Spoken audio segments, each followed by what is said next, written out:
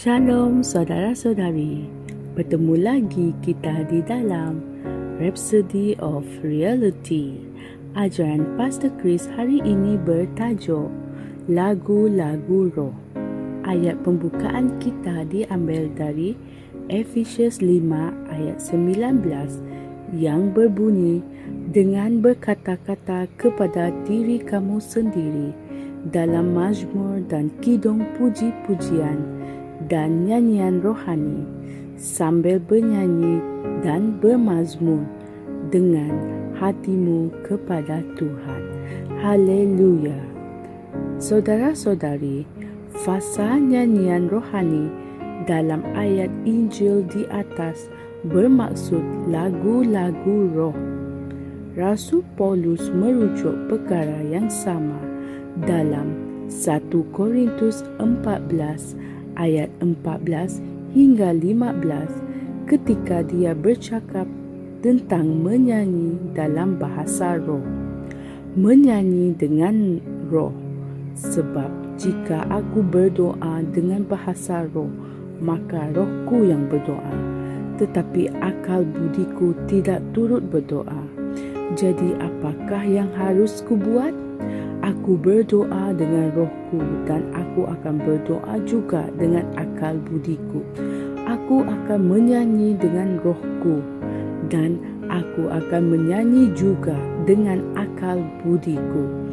Baca 1 Korintus 14 ayat 14 hingga 15. Menyanyilah dengan roh adalah menyanyi dalam bahasa roh. Lagu-lagu ini keluar dari rohmu dan bukannya dari akalmu. Ianya serupa dengan cara kamu menyerahkan lidahmu kepada Roh Kudus untuk berdoa dalam bahasa roh. Cuma kali ini kamu menyanyi dalam bahasa roh dan menyembah Allah. Yesus berfirman, Allah itu roh, dan barang siapa yang menyembah dia harus menyembahnya dalam roh dan kebenaran. Baca Yohanes 4 ayat 24. Menyembah dalam roh adalah kemuncaknya. Kamu boleh menyanyi dan menyembah Tuhan dengan akalmu, dan hal itu baik, tetapi naiklah ke tahap yang lebih tinggi, iaitu menyanyikan lagu-lagu roh dari rohmu. Sembah dan berhubunglah dari rohmu. Ia merupakan persekutuan yang lebih mendalam. Lagu-lagu rohmu adalah nyanyian penyembahan dan pujian kepada Allah. Haleluya. Orang yang mendengar nyanyian kamu mungkin tidak akan menyukai nada atau irama lagu itu, tetapi itu tidak penting. Kamu bukannya menyanyi untuk mereka, kamu menyanyi untuk Allah. Puji Tuhan. Kamu bermazmur dalam penyembahanmu kepada Allah, sebagaimana berdoa dalam bahasa roh, bukan untuk manusia, tetapi untuk Allah. Baca 1 Korintus 14 ayat 2. Menyembah dalam roh membuat sesuatu pertukaran ilahi berlaku. Ketika rohmu menyampaikan kata-kata dalam roh kepada Allah, Roh Kudus yang menyampaikan maklumat kepada rohmu. Apabila kamu selesai dengan sesi penyembah dan persekutuan itu, kamu akan dipenuhi dengan roh dan menjadi penuh berkuasa. Pada waktu itu, tiada apapun yang membuat kamu gentar. Kamu lebih yakin dengan kemenangan sebab rohmu mempunyai kuasa. Haleluya. Puji Tuhan.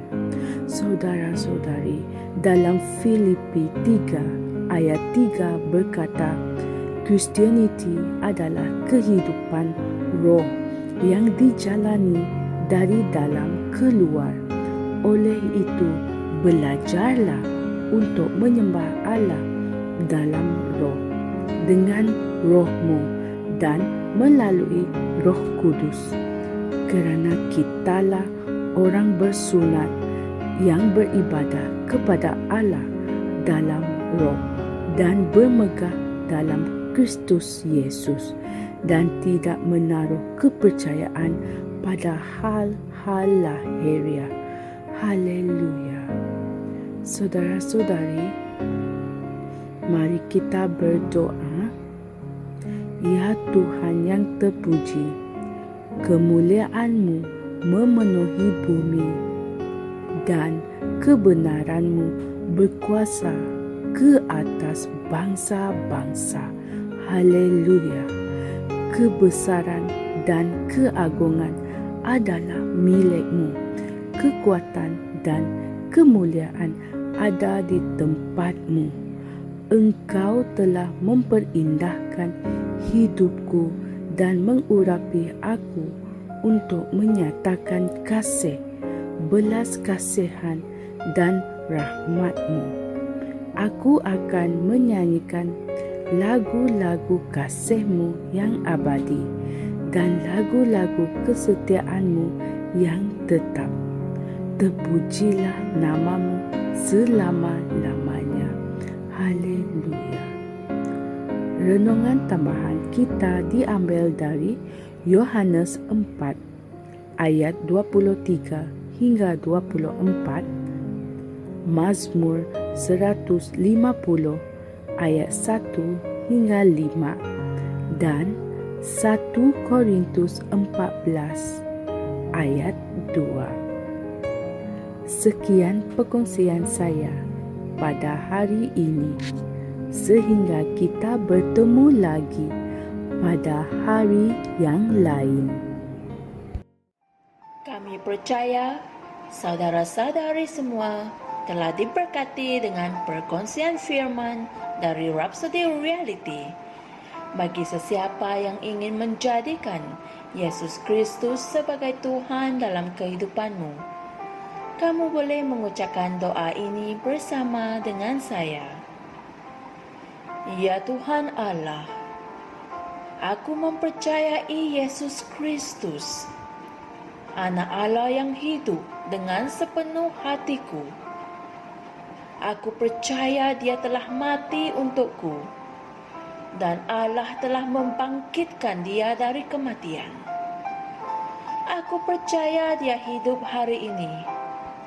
Aku mengaku dengan mulutku bahawa Yesus Kristus adalah Tuhan dalam hidupku mulai dari hari ini. Melalui Dia dan di dalam nama-Nya, aku mempunyai kehidupan yang kekal. Aku telah dilahirkan semula. Terima kasih Allah kerana menyelamatkan jiwaku. Aku sekarang adalah anak Allah. Haleluya. Tahniah, sekarang kamu telah menjadi anak Allah. Untuk apa-apa sebarang pertanyaan atau untuk mendapatkan lebih banyak maklumat mengenai bagaimana untuk bertumbuh sebagai seorang Kristian, anda semua boleh hantar mesej di akaun Facebook kami atau email kami di tni.msia@gmail.com. Sekali lagi, tni.msia@gmail.com.